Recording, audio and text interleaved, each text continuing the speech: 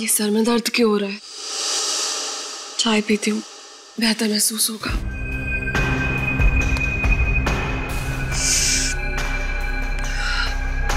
रामू चाय बनी क्या? जी मैडम, अभी लाता हूँ।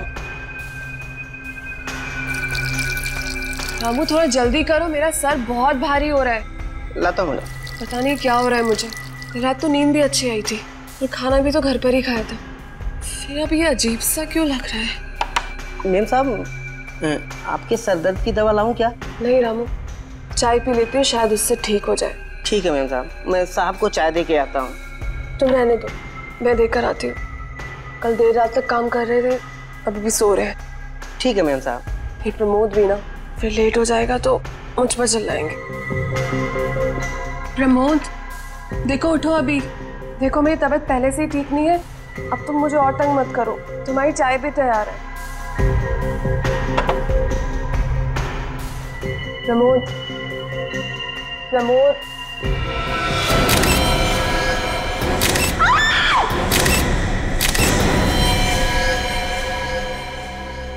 कैसे हो गया ये सब? मेम साहब अपने आप को संभालिए, होनी को कौन टाल सकता है मेम साहब। लगता है काफी करीब से गोली मारी गई है छाती पे, और गोली लगते ही इसकी मौत हो गई, क्योंकि बेड से उतरने की भी कोशिश की हो, ऐसा देख के लगता तो नहीं है। कोई हाथापाई के निशान नहीं है। ऐसा लगता है कि जब खूनी ने गोली मारी तब ये गहरी नींद में सोए हुए थे। तुम इस घर के नौकर हो रामू? जी साहब। यहीं रहते हो? नहीं साहब, पास वाली बस्ती में रहता हूँ साहब। सुबह 7 बजे आता हूँ, घर का काम करता हूँ साहब, खाना बनाता हूँ और रात को 7 बजे चला जाता हूँ। अंदर कैसे आया तुम? साहब मेरे पास घर की डुप्लीकेट चाबी है जो मेम साहब ने मुझे बना के दी है, उसी से साहब मैं दरवाजा खोल के अंदर आता हूँ, क्योंकि कभी कभी साहब और मेम साहब देर से उठते हैं। तो तुम्हारे पास इस घर की डुप्लीकेट चाबी भी है? जी साहब। तो जब तुम घर के अंदर दाखिल हुए तो कुछ अजीब दिखा घर के अंदर, या फिर घर के बाहर किसी को देखा जो गड़बड़ लगा? नहीं साहब, कल 7:30 बजे काम करके मैं चला गया था साहब। साहब और मेम साहब दोनों लोग टीवी पे फिल्म देख रहे थे, और जब मैं सुबह आया तो साहब और मेम साहब दोनों लोग सो रहे थे साहब, और मैं रसोई में चला गया काम करने के लिए। सर यहाँ पे तो कुछ नहीं है। कुछ नहीं है? पूरी घर की तलाशी लेते हैं, चलो।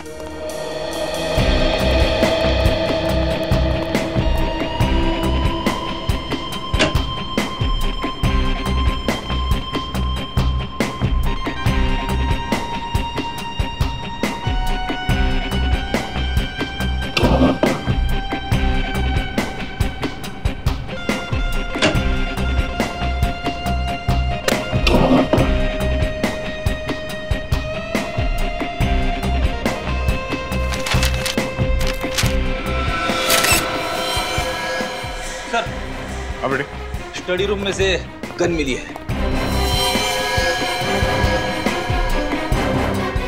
गोली चली है? साहब इस बंदूक के बारे में मैं कुछ नहीं जानता हूँ साहब, मैं बेकसूर हूँ साहब, मैं बहुत ईमानदार हूँ साहब, मैंने कुछ नहीं किया साहब। ये लो, हमने तो तुमसे कुछ पूछा ही नहीं और तुम खुद ब खुद बोल पड़े। अब तो हमारा शक यकीन में बदल गया है। प्रमोद जी का खून तुम्ही ने किया है। नहीं साहब, मैंने कुछ नहीं किया साहब। सुरेखा जी, आपका क्या कहना है इस गन के बारे में? सुरेखा जी, मैं आपसे पूछ रहा हूँ, आपने गोली चलने की आवाज सुनी थी? नहीं, मैंने कोई आवाज नहीं सुनी। और ये गन कहाँ से आई मुझे ये भी नहीं मालूम। जिस कमरे में आप सो रही थी उसी कमरे में आपके पति प्रमोद की गोली मार के हत्या हुई, और आपने गोली चलने की आवाज नहीं सुनी है? सर, वॉशिंग मशीन के अंदर ये खून से सने हुए कपड़े मिले। इस कपड़े को तो पहचानती हैं आप? हाँ, ये तो मेरी नाइट ड्रेस है, लेकिन इस पे खून कहाँ से आया? आप जवाब दीजिए, इस पे खून कहाँ से आया? मुझे नहीं पता इस पे खून कहाँ से आया। सुरेखा जी, आप झूठ बोल रही हैं। मैं आपसे झूठ क्यों बोलूंगी? क्योंकि आपने अपने पति प्रमोद का खून किया है। मैं क्यों अपने पति को मारूंगी? मैं तो उनसे बहुत प्यार करती थी। झूठ। मैं झूठ नहीं बोल रही हूँ, मैंने कुछ नहीं किया, मैं बिल्कुल निर्दोष हूँ।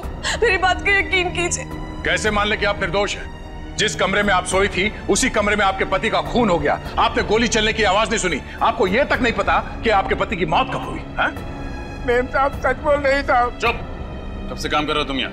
3 साल से साहब। और मेम साहब को और साहब को मैंने कभी भी झगड़ते हुए नहीं देखा साहब। झगड़ते नहीं देखा इसका मतलब ये नहीं कि आपकी मेम साहब खून नहीं कर सकती। सुरेखा जी, आप इन्हें अपने पति का खून किया है और जो कुछ भी हुआ है आप साफ साफ बताइए हमें। मैं बिल्कुल निर्दोष हूँ। मैंने इनका खून नहीं किया है। मैं निर्दोष हूँ।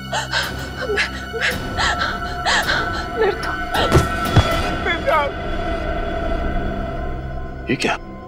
ये वाकई बेहोश हो गई है या बेहोश होने का नाटक कर रही है? एक काम करो, इन्हें अस्पताल लेके जाओ। सारे सबूत और प्रमोद की लाश को फॉरेंसिक लैब भिजवा दो। मेरा शक एकदम सही निकला। ये गोली जो प्रमोद के शरीर में से मिली है, ये इस पिस्टल से चली है और इस पिस्टल पर सुरेखा की उंगलियों के निशान है। क्या? सुरेखा के? और इस नाइटर्स पे जो खून लगा है वो किसका है? ये खून भी प्रमोद का ही है। अच्छा, इसकी मौत कितने बजे हुई? रात तकरीबन 1 से 1:30 बजे के बीच। मतलब प्रमोद का खून सुरेखा ने किया है? लग तो कुछ ऐसे ही रहा है। हॉस्पिटल चलकर इस सुरेखा से मिलना पड़ेगा। सर, सारे सबूत सुरेखा की तरफ इशारा कर रहे हैं। मुझे तो लगता है उसने बेहोश होने का नाटक भी किया है।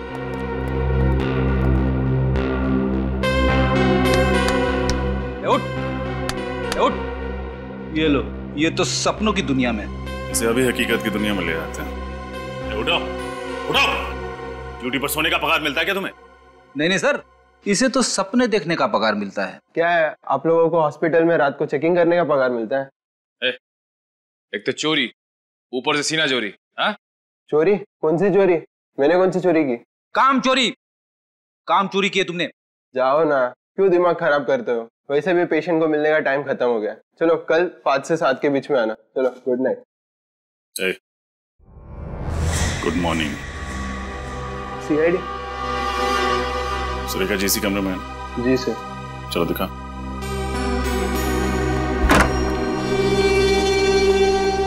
बेड तो खाली, सुरेखा कहाँ?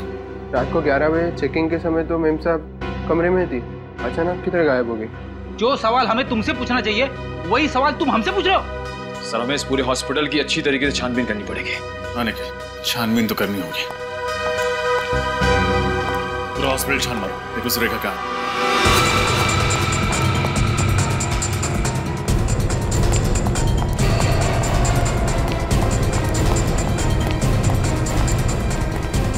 सब चेक कर लिया लेकिन सुरेखा नहीं मिली सर। वहां पे भी नहीं है। कैसे हो गया ऐसे? कहाँ है सुरेखा? साहब मुझे कुछ नहीं पता साहब, मैं तो यहीं पर बैठा था। बैठे हुए नहीं थे, सोए हुए थे। ये कपड़े देखे तुमने? ऐसे ही कपड़े हॉस्पिटल में हर मरीज को दिए जाते हैं। हाँ सर। अगर सुरेखा के हॉस्पिटल वाले कपड़े ये हैं तो यहाँ क्या कर रहे हैं? जो कपड़े सुरेखा पहन के हॉस्पिटल में आई थी वो कहाँ है? वो कपड़े तो यहीं पर रखे थे। सुरेखा के हॉस्पिटल वाले कपड़े यहाँ और उसके पर्सनल कपड़े गायब। सुरेखा खुद के कपड़े पहन के रफू चक्कर हो गई सर। बिल्कुल सही कह रहे हो फ्रेडी। उसने बेहोश होने का नाटक किया ताकि हम उसे यहाँ हॉस्पिटल में भर्ती कराएं और मौका मिलते ही वो यहाँ से भाग जाए। सर, हो सकता है इस पूरे चक्कर में कोई और भी है जो सुरेखा का साथ दे रहा है। लेकिन कौन हो सकता है वो? कैसे पता चलेगा सर? इस पूरे हॉस्पिटल में लगे सीसीटीवी कैमरास की फुटेज देख के। चल। एक्सक्यूज मी, हमें पिछले 2-3 घंटे की सीसीटीवी फुटेज देखनी है। मगर आप लोग? हम लोग सीआईडी?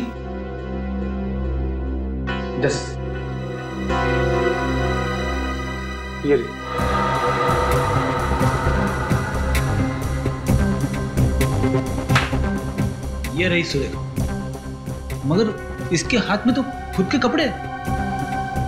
और ऐसे चल रही जैसे इसमें कोई जान ही नहीं है। शायद इस कमरे के अंदर वो कपड़े बदलने गई। मगर ये काम तो वो अपने कमरे में भी कर सकती थी ना। हाँ फ्रेडी, यही तो मैं सोच रहा हूँ।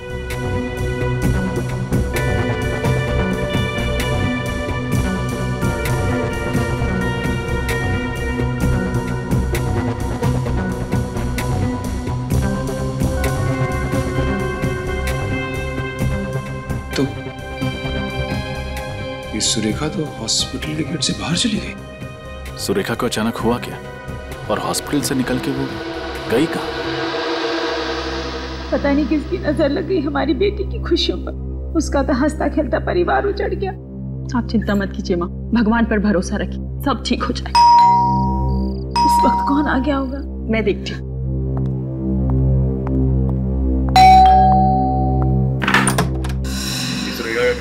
जी, लेकिन वो तो इस वक्त हॉस्पिटल में है। थी, अब नहीं है। हॉस्पिटल में नहीं है तो कहाँ है?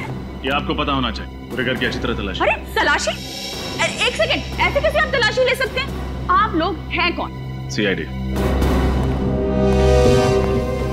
CID? मगर आपको तो मालूम है कि वो अपने पति प्रमोद की लाश को देखकर बेहोश हो गई थी। सब नाटक था ताकि वो हॉस्पिटल में भर्ती हो सके और फिर हमारी आंखों में धूल झोंक कर वहां से भाग सके। लेकिन सुरेखा ऐसा करेगी क्यों? आप उस पर झूठा इल्जाम लगा रहे हैं। आप बहुत अच्छे से जानते हैं सुरेखा, आपकी तारीफ। सर, ये हमारी बहू है, अमेरिका से आई है अपने भाई की शादी के लिए। आप सुरेखा की भाभी? जी। आपके पति मतलब कि सुरेखा के भाई आपके साथ आए? जी, वो मेरे साथ नहीं आए, उन्हें कुछ जरूरी काम आ गया था, लेकिन अब वो फ्लाइट में बैठ चुके हैं, कल तक पहुंच जाएंगे। सर, सुरेखा घर में नहीं है। बताइए, कहाँ छुपा के रखा आपने अपनी बेटी को? मैं क्यों छुपाऊंगी सर? क्योंकि आपकी बेटी सुरेखा जी ने अपने ही पति का खून किया है। क्या? जी हाँ।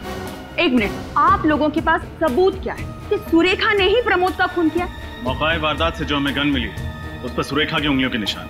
उसके अलावा खून करते वक्त जो कपड़े उसने पहने थे वो खून से सने कपड़े उसी की वॉशिंग मशीन से बरामद हुए। नहीं सर, मेरी बेटी अपने पति का खून क्यों करेगी? भला कोई अपने ही हाथों से अपना सुहाग उजाड़ सकता है क्या? पैसों के लिए उजाड़ेगी। पैसों के लिए? जी हाँ, पैसों के लिए सगा भाई भाई का खून कर सकता है, तो एक पत्नी अपने पति का खून क्यों नहीं कर सकती? नहीं सर, सुरेखा को पैसे की कोई कमी नहीं थी। उसके पिताजी ने सारी जायदाद उसके नाम कर दी थी, बंगला, गाड़ी, सब कुछ। आपको यकीन नहीं आता है तो मैं कागजात आपको दिखा देती हूँ। देखिए, कहना तो नहीं चाहिए, लेकिन सुरेखा के पास प्रमोद से ज्यादा जायदाद थी, फिर वो पैसों के लिए उसका खून क्यों करेगी? इसका पता तो चल ही जाएगा। सर, इस सुरेखा को ढूंढेंगे कैसे? कोई ना कोई रास्ता मिल ही जाएगा सुरेखा तक पहुंचने का। अब मैं अंदर आ सकता हूँ? आइए। क्या बात है? साहब, मैं सुरेखा जी के बारे में कुछ जानकारी देना चाहता हूँ। कौन है आप? सुरेखा को कैसे जानते हैं? साहब, मेरा नाम गौरव है। मेरी सुरेखा जी और प्रमोद जी के घर के पास ही किराने की दुकान है। वो अक्सर मेरी दुकान से ही खरीदारी करते। तो फिर? परसों रात में गांव के लिए ऑटो रिक्शा से स्टेशन जा रहा था। मेरी रात 2 बजे की ट्रेन थी। जब मैं घर से निकला तो मैंने देखा सुरेखा जी अपने घर के पास वाले पब्लिक पार्क में नंगे पैर नाच रही थी। क्या? सुरेखा जी पब्लिक पार्क में नाच रही थी और वो भी नंगे पांव? साहब, मुझे भी बहुत अजीब सा लगा। रात के 1 बजे का वक्त थोड़ा ही होता है पब्लिक पार्क में नाचने का। एक मिनट, क्या कहा तुमने? कितने बजे? 1 बजे। रात के 1 बजे? जी हाँ। रात के 1 बजे सुरेखा पब्लिक पार्क में नाच रही थी नंगे पांव, और सचिन उसी वक्त। और रात के 1 और 1:30 बजे के बीच में प्रमोद का भी खून हुआ। पूरे होश में थे जब तुमने देखा, या फिर कुछ शौक है तुम्हें? साहब, मैं पूरे होश में था, आप मेरा यकीन कीजिए। सर, कोई एक इंसान एक ही वक्त पे 2 अलग अलग जगह पे कैसे हो सकता है? वही तो सचिन, वही तो। कुछ ना कुछ तो गड़बड़ जरूर है, कुछ ना कुछ तो गड़बड़ जरूर है। ठीक है, तुम जा सकते हो। पंकज, इनका फोन नंबर और एड्रेस ले लेना, जरूरत पड़े तो हम तुम्हें खुद से बुला लेंगे। हाँ सचिन, सुरेखा के बारे में और भी पूछताछ करनी पड़ेगी, और भी गहरी पूछताछ। तो सर, एक बार फिर से सुरेखा के घर की तलाशी ले लें? बिल्कुल बिल्कुल ले लो उसके घर की तलाशी। कोई ना कोई सुराग तो वहां पर जरूर है जो हमारी आंखों से छूटा है। सर, किराने वाले ने जो बात बताई है उसे सुनकर मेरा दिमाग गोल गोल घूम रहा है। भला कोई आधी रात को, वो भी पब्लिक पार्क में, नंगे पैर क्यों नाचेगा? फ्रेडी, हमने सुरेखा के बारे में पता कर लिया है। उसे कॉलेज के दिनों से नाचने का बहुत शौक था, और शायद शादी के बाद वो ये शौक पूरा नहीं कर पाई, और इसीलिए पार्क में आके सर, बैट पे मिट्टी लगी। हाँ फ्रेडी, पर हो सकता है ये मिट्टी किसी के जूतों से लग गई हो। हमें ठोस सबूत चाहिए, इससे काम नहीं चलेगा। अंदर चल के देखते हैं। एक एक कमरा छान मारना, किसी भी चीज को नजरअंदाज मत करना। जल्दी।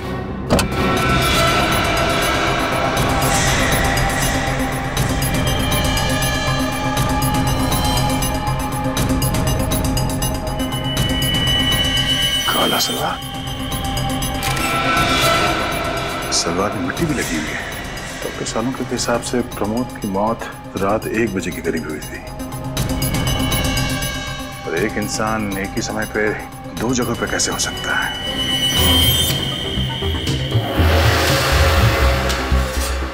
या तो वो अपने पति का खून करके सबूत मिटा रही होगी या फिर पार्क में डांस कर रही होगी। अब ये क्या चक्कर है? सर, सुरेखा की मेडिकल फाइल मिली है। अच्छा, ये क्या? ये सुरेखा रात सोने से पहले सिस्टोपैम टैबलेट खाती थी। ये सिस्टोपैम क्या है? डॉक्टर सालुंके ही बताएंगे। डॉक्टर साहब, फिलहाल आप ये बताइए कि ये सिस्टोपैम नाम का जो टैबलेट है ये किस चीज के लिए ली जाती है? हाँ ठीक है सर। क्या हुआ? ये टैबलेट सिस्टोपैम एंटी डिप्रेसेंट है। मतलब सुरेखा को डिप्रेशन की बीमारी? पर ये बात सुरेखा की माताजी ने हमें क्यों नहीं बताई? सर कहीं ऐसा तो नहीं कि सुरेखा की माँ ने हमसे ये बात जानबूझ के छुपा के रखी हो? अब ये तो हमें ये डॉक्टर बताएंगे जिसने सुरेखा को ये दवाई प्रिस्क्राइब की थी, डॉक्टर जितेन। ये 2 गोलियां ले लीजिए, इससे तुम्हारी दिमागी दृश्य कम हो जाएगी। मनसुख, इन्हें ले जाइए। आइए।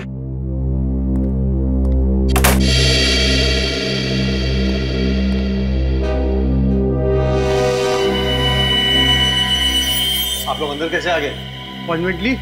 सॉरी आपको परेशान करने के लिए। दरअसल आपसे बहुत जरूरी काम था, इसलिए बिना अपॉइंटमेंट ही अंदर चले आए। कौन है आप लोग?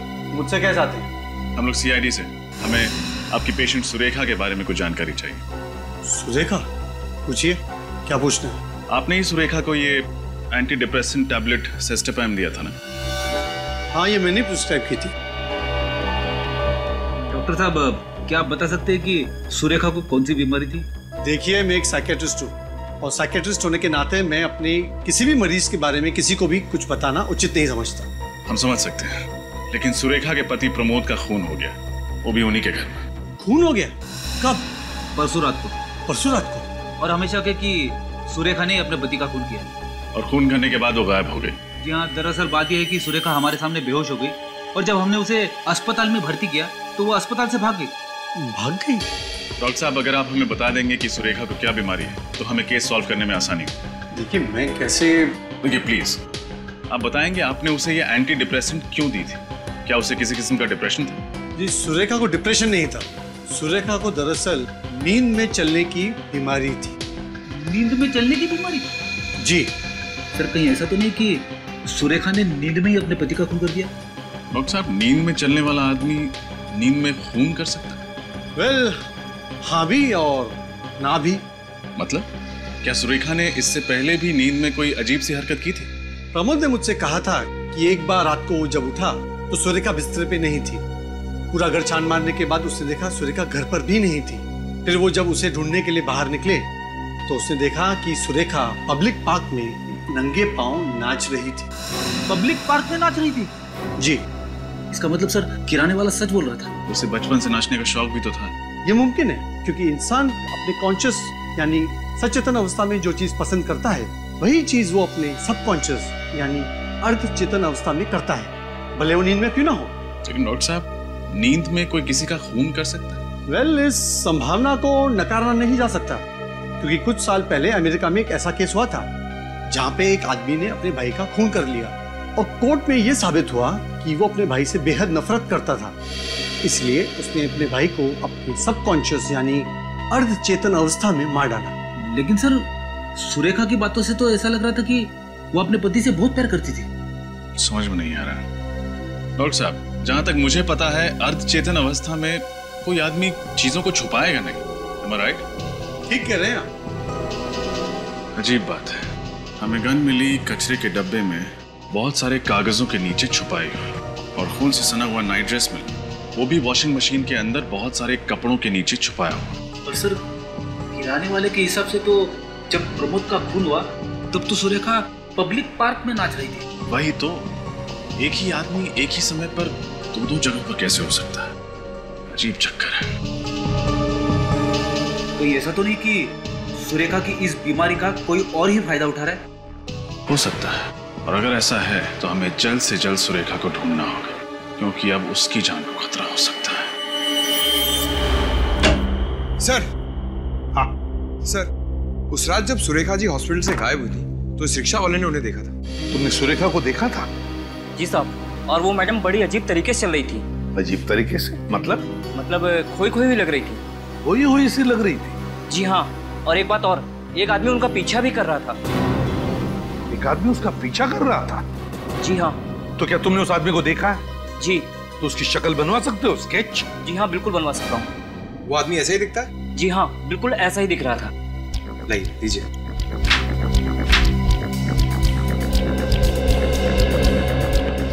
सर, हाँ, ये लीजिए स्केच।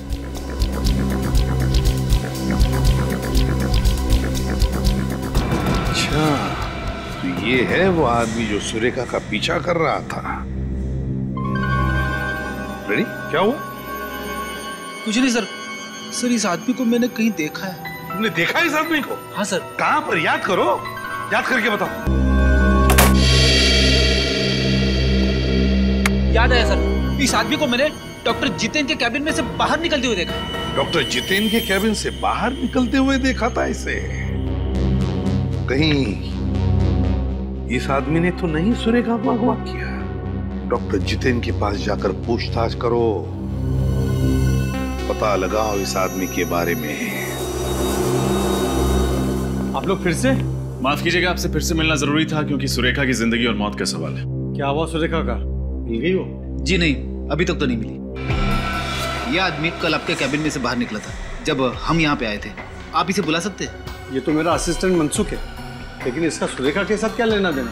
हमें शक है कि इसी ने सुरेखा को अगवा कर लिया। क्या मनसुख ने सुरेखा को अगवा किया? हाँ, मनसुख आपकी क्लिनिक में कहीं दिख नहीं रहा। आज काम पे नहीं आया क्या? नहीं, वो सुबह उसका फोन आया था और कह रहा था कि उसकी माँ की तबीयत अचानक खराब हुई है, इसलिए 3-4 दिनों तक नहीं आएगा। लगता है हमारा शक सही निकला है। मनसुख के घर का पता मिलेगा? हॉस्पिटल वालों ने जो मनसुख का एड्रेस दिया था यही है ना? हाँ सर, लेकिन मुझे लगता नहीं कि मनसुख को हमें देख के खुशी होगी। हमें देख के किसे खुशी होती है? मुझे मायूस हो जाता है, क्योंकि जानता है कि उसका वक्त पूरा हो गया।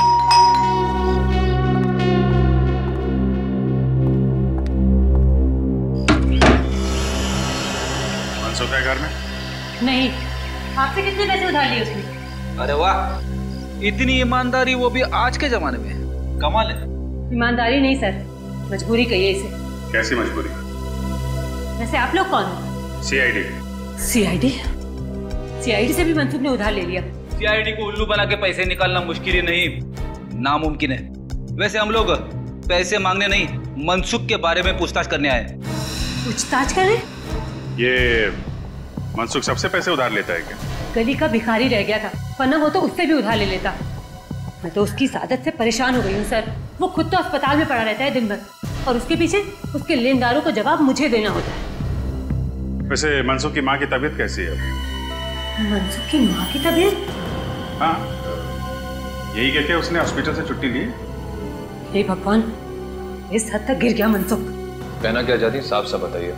जी, मनसुख की माँ की मौत तो 2 साल पहले ही हो गई थी। हाँ?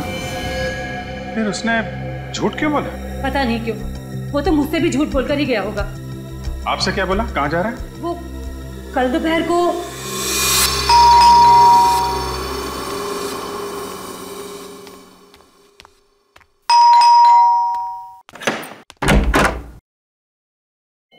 आ गए तुम? कब सुधरोगे तुम? मैं कुछ कह रही हूँ। अरे कुछ बोलते क्यों नहीं हो?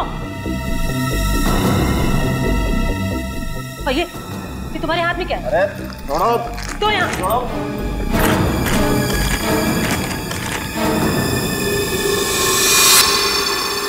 इतने सारे पैसे अब चोरी भी शुरू कर दी है क्या तुमने? यहाँ पे मैं तुम्हारे कर्जदारों से परेशान हो गई हूँ और तुम। अरे अपनी बकवास बंद करो। जाओ जाके मेरा सामान पैक करो, मुझे दिल्ली जाना है। दिल्ली जाना है? क्यों जाना है? अरे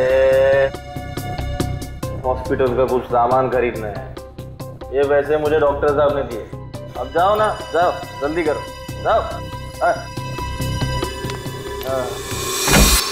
हॉस्पिटल से कह के गया कि माँ की तबीयत खराब है, इनसे बोल के गया कि दिल्ली जा रहा है हॉस्पिटल का सामान लाने।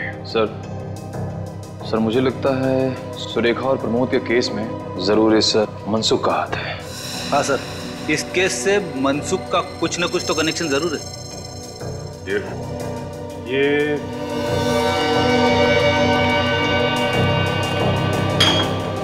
शराब की बोतलें, इस मनसुख को शराब पीने की आदत है क्या? जी सर, जब तक 2 बोतल देसी दारू न पी ले उसे नींद ही नहीं आती है। ये सारी कमाई वो दारू में ही उड़ा देता है। यहाँ तक कि मेरे पिताजी ने उसकी नौकरी लगवाई कलकत्ता में, उसने जाने से मना कर दिया। मना कर दिया? क्यों? क्योंकि उसकी मनपसंद देसी दारू यही मिलती, मुंबई में। सर सुरेखा को अगवा करके जो पैसे मनसुख को मिले हैं वो पैसे उसने देशी दारू पे ही उड़ाए होंगे। मुझे फ्रेडी, देशी दारू? हाँ सर, मुंबई में जितने भी देसी दारू के अड्डे हैं वहीं पे जाना पड़ेगा। जाना तो पड़ेगा, मगर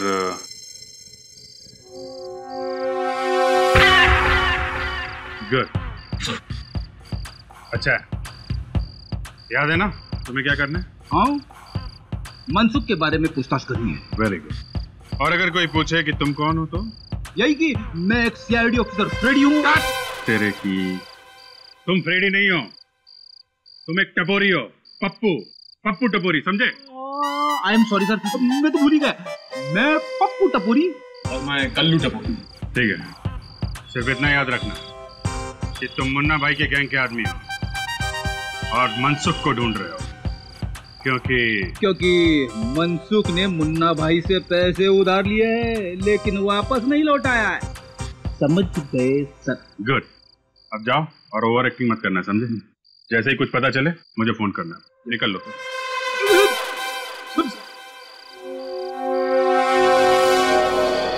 आई सुन, इस अंदर को कोई जानता है? भाई साहब, इसे देखा है क्या? ये अपन के एरिया का नहीं है। ध्यान से देख, पहचानेगा तो माल मिलेगा ना। अरे ठीक से देखो ना, तुम भी देखो ना। अरे बाबा, बोला ना, आपने पी रखी है क्या? आदमी का तो बड़ा पहचान दो क्या? हाँ, आपको बोल रहा हूँ। अरे पी तुमने रखी है? नहीं पहचानता, जाओ यहाँ से। और वो उधर चेक कर लिया लेकिन कुछ पता नहीं चला। मुझे भी कुछ नहीं मिला है, ना मनसुख फंसुख कुछ नहीं है। एक बार बचता है, रोशनी बात।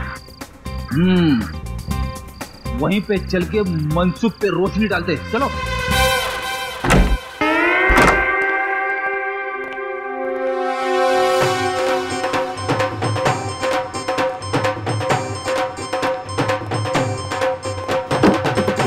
अरे फटाफट बोल, क्या चाहिए? मौसमी, नारंगी, अंगूरी?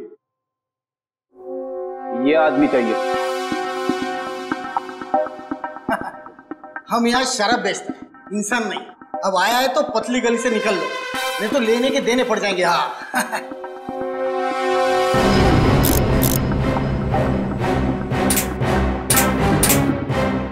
एक गोली शरीर के अंदर जाएगा और तुम 4 कंधे पे इधर से बाहर जाएंगे। कौन है आप लोग? अपन पप्पू टपोरी और ये कल्लू टपोरी। मुन्ना भाई के पंटर है दोनों। मुन्ना भाई? पहली बार नाम सुना है मैंने। बड़ा डेंजर आदमी है, लोग उसका नाम लेने से डरते हैं। कोई उसका नाम लेगा नहीं तो तुम सुनेगा कैसे? अच्छा, ऐसा है क्या? अब चल फटाफट बता, मनसुख पिछले 10 घंटे में इधर आया था कि नहीं आया था? देख, उसने मुन्ना भाई से पैसे उधार लिए और फिर गायब हो गया, समझा? देख, अगर तुम अपन को बताएगा कि मनसुख किस कोने में गिरा पड़ा है तो अपन तेरे को मालामाल कर देगा। सचमुच? तुम अपन को इनाम देगा तो अपन तुम्हारा काम क्यों नहीं करेगा? फटाफट बता, मनसुख किधर है? कल रात को मनसुख किधर आया था? फुल टूथ आउट किया और रहने के लिए एक कमरा मांगा।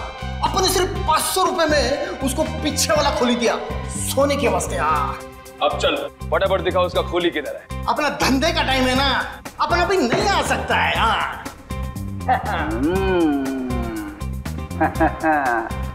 अभी नहीं तो कभी नहीं। वाह, वो नहीं तो हो गया। आइए दिखाता हूं मैं आपको। नारंगी, मौसम्बी, कुछ भी पिला दे, सोडा नहीं तो पानी पिला दे। ना ना ना, ना सोडा ना पानी, अब तुमको तो सिर्फ दारू पिला दे। आज तो अपन फटे तक दारू पिएगा। बहुत सारा माल है अपने पास, बहुत सारा। ओ नहीं,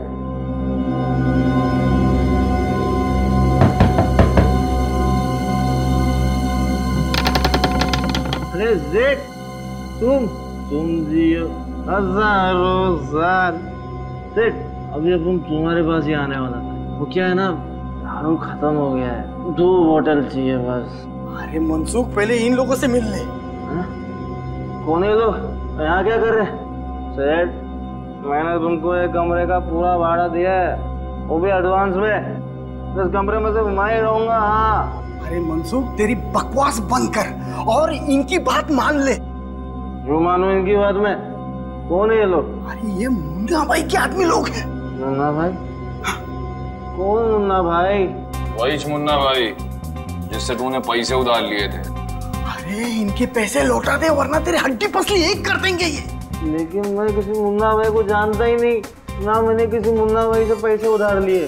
देखिए, आप लोगों को कोई गलतफहमी हुई है, आप लोग जाइए। आप जाएंगे, लेकिन पहले तुझे साथ लेके जाएंगे सीआईडी ब्यूरो।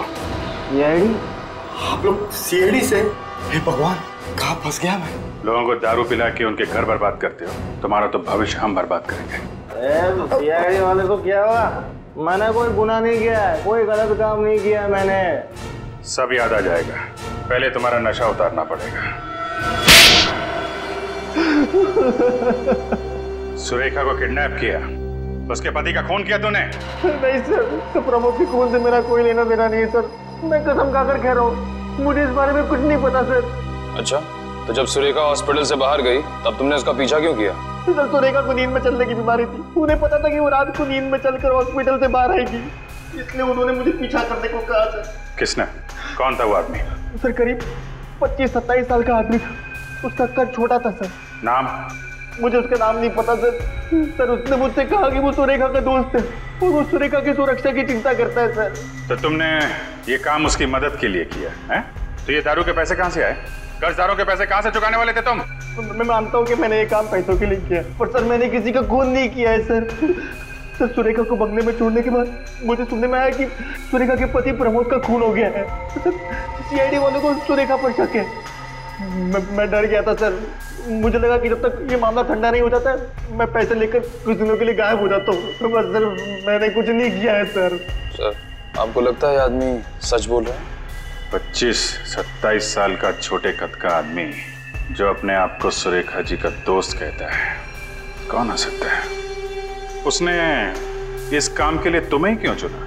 क्योंकि सर, मैं साइकोलॉजिस्ट डॉक्टर जितिन की क्लिनिक में कई सालों से काम कर रहा हूँ। मुझे मालूम था कि सुरेखा उनकी पेशेंट है, मैं उनकी बीमारी से अच्छी तरह से वाकिफ था और सर वो मुझे पहचानती थी, इसलिए मुझे पता था कि जब वो जागेगी वो मुझे देखकर चौंकेगी नहीं। क्या मतलब है तुम्हारा? दरअसल सर, ऐसे मरीज नींद में कहीं भी चले जाते और जागने के बाद अगर वो अपने आप को किसी अनजान जगह या अनजान लोगों के बीच पाते तो बौखला जाते सर वो। और सुरेखा मुझे जानती थी, इसलिए मुझे पता था कि ऐसी कोई तकलीफ नहीं होगी सर। इस वक्त सुरेखा कहाँ है? सर, मुझे नहीं पता, मुझे कुछ नहीं पता सर। सर, उस आदमी ने मुझे कहा कि सुरेखा जी जब जाग जाए तो उसे समझा बुझाकर एक बंगले में छोड़कर आना। सर, उसके बाद क्या हुआ मुझे कुछ नहीं पता सर, मैं सच कह रहा हूँ। सर, कहीं सुरेखा अभी भी उस बंगले में तो नहीं है? कहाँ है वो बंगलो जहाँ तुमने सुरेखा को छोड़ा था?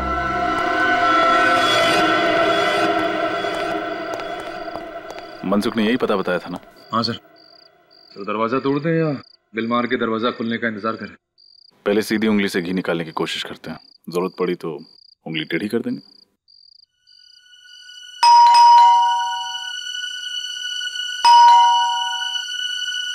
दरवाजा तो खुल नहीं रहा है, उंगली टेढ़ी करे। लेकिन दरवाजा तोड़ेंगे नहीं, कोई और रास्ता ढूंढते हैं अंदर घुसने का।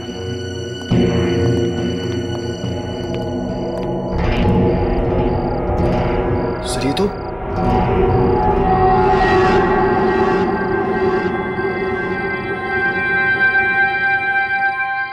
तो सुरेखा है। इसने तो हेडफोन लगा रखा। हाँ, ये कर क्या रही?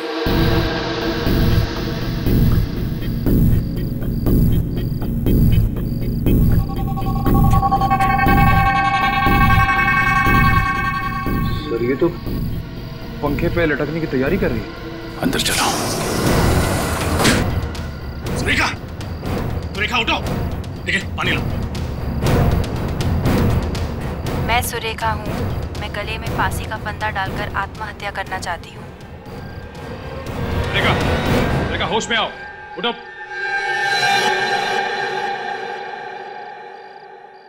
ये मैं क्या कर रही थी? आप फांसी लगाने जा रही थी। फांसी? जी हाँ, इस हेडफोन्स के जरिए आपको सम्मोहित किया जा रहा था। सम्मोहित? मैं सुरेखा हूँ। मैं गले में फांसी का फंदा डालकर आत्महत्या करना चाहती हूँ। मगर सर, ये आवाज तो सुरेखा की नहीं है, किसी और लड़की की है। हो सकता है ये जो कोई भी लड़की है, वे नहीं चाहती कि सुरेखा जिंदा रहे और उसी ने इनके पति प्रमोद का खून किया। हो सकता है। ये सब क्या हो रहा है मेरे साथ? मुझे कुछ समझ में नहीं आ रहा। आप घबराइए मत, हम इस सब की तह तक पहुंचे। मगर सर, हमें पता कैसे चलेगा कि इस सब के पीछे कौन है? इसी जगह पर खूनी का इंतजार करके, क्योंकि जिस लड़की की भी आवाज इस हेडफोन से आ रही वो यहाँ वापस जरूर आएगी। ये देखने की सुरेखा जिंदा है या फिर मर गई है।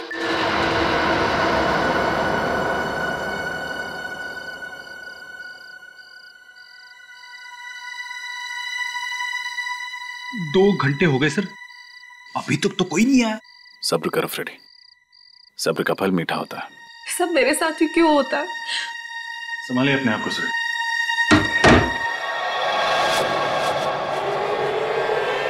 माय गॉड, यहाँ पर तो सिर्फ रस्सी है। सुरेखा कहाँ गई? सुरेखा पहुंच गई। सुरेखा यही है, जिंदा है और तुम लोगों का पर्दाफाश हो चुका है। कौन है आप लोग? हम लोग सीआईडी से। सीआईडी? कहाँ भाग रहे हो? कमर में दर्द हो जाएगा। कौन है आप लोग? बोलिए। और मुझे मारना क्यों चाहते थे? क्या आप इन्हें नहीं जानती? जी नहीं, मैं इनसे पहली बार मिल रही हूँ। पर तो फिर ये लोग आपको क्यों मारना चाहते? इस बात का जवाब तो यही दोनों देंगे। क्यों मारना चाहते हो तुम सुरेखा को? हमने ये सब उसके कहने पे किया था। किसके कहने? जिसका ये प्लान था। किसका प्लान था? कुछ समझ नहीं आ रहा है माँ, हो क्या रहा है? मेरी भी कुछ समझ में नहीं आ रहा है, ये सब क्या हो रहा है? माँ, सुरेखा दीदी और प्रमोद जीजू का आपसी रिश्ता कैसा था? मतलब उनके बीच में कोई तनाव या झगड़ा हो रहा हो, या फिर जीजू का किसी और लड़की के साथ अफेयर हो और ये बात दीदी को पता चल गई हो, दीदी ने गुस्से में आकर उन्होंने जीजू का खून कर दिया हो। शर्म आनी चाहिए तुम्हें अपनी बहन के बारे में ऐसे बोलते हुए। तुम अपनी बहन के बारे में ऐसे सोच भी कैसे सकते हो? बस बस बस माँ, बस कीजिए। आपको भी सुरेखा पर ही शक है? शक नहीं है, लेकिन सारे सबूत उन्हीं की तरफ इशारा कर रहे हैं और सीआईडी को भी यही लगता है। मैं देखता हूँ।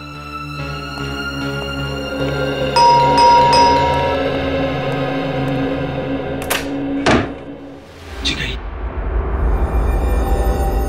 मैं सीआईडी से हूँ। आप कौन? मैं सुरेखा का भाई रोशन हूँ। कहाँ है मेरी बच्ची? कुछ खबर मिली उसकी? पता चला, लेकिन क्या? लेकिन उसे बचा नहीं सके। बचा नहीं सके? कहाँ है सुरेखा? क्या हुआ उसको? उसने आत्महत्या कर ली। उसने आत्महत्या कर ली। नहीं, ऐसा नहीं हो सकता। कह दो कि ये सब झूठ है। सुरेखा में छोड़ के ऐसा नहीं जा सकती। भगवान के लिए कह दीजिए कि ये सब झूठ है। भगवान ने आपकी बात सुन ली है। आप क्या कहना चाहते हैं?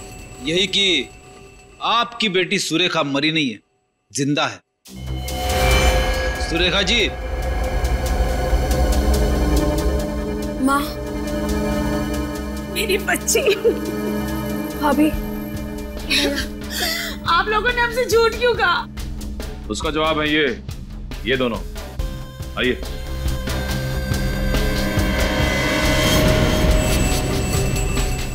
भैया, माफ करना दीदी।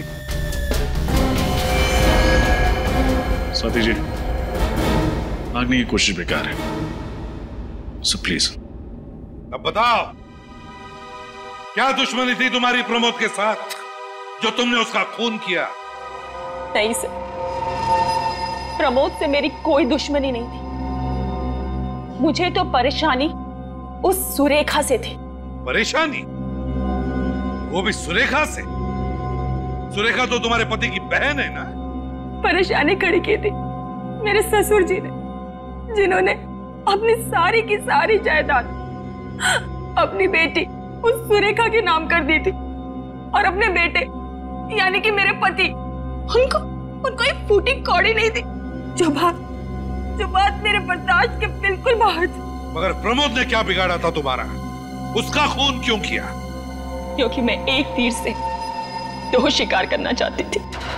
एक तो प्रमोद का खून और दूसरा उसका इल्जाम सुरेखा पर।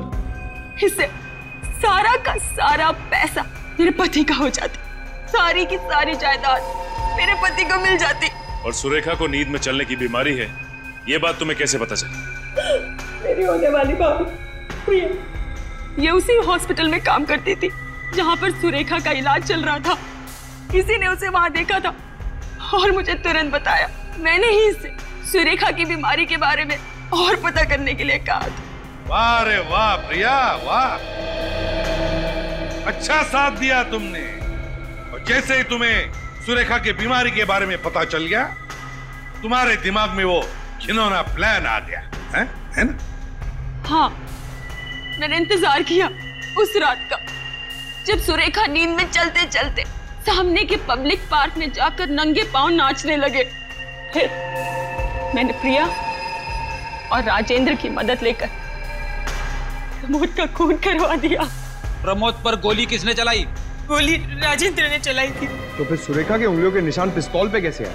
मैं अच्छे से जानती थी कि सुरेखा जब नींद की अवस्था में चलते चलते बाहर जाएगी तो वो कपड़े जरूर बदलेगी, इसलिए मैंने उसके कपड़ों के ऊपर पिस्तौल रख दी थी। और उसने वही किया जो मैं चाहती थी। उसने कपड़ों के ऊपर से पिस्तौल उठाई और उसकी उंगलियों के निशान उस पर आ गए। सब कुछ प्लान के मुताबिक चल रहा था, यहाँ तक कि सुरेखा के आत्महत्या का प्लान भी। पर पता नहीं आप लोग कहाँ से आ गए और सारा प्लान चौपट हो गया। चौपट तो तुम तीनों की जिंदगी हो गई। जिस दिन हम तुम्हारे प्लान के बारे में सब कुछ समझ गए, बस तुम्हारे मुंह से सुनना चाहते थे। अब शायद तुम तीनों को फांसी ही होगी। तब तक जेल की सलाखों के पीछे सड़ते बैठना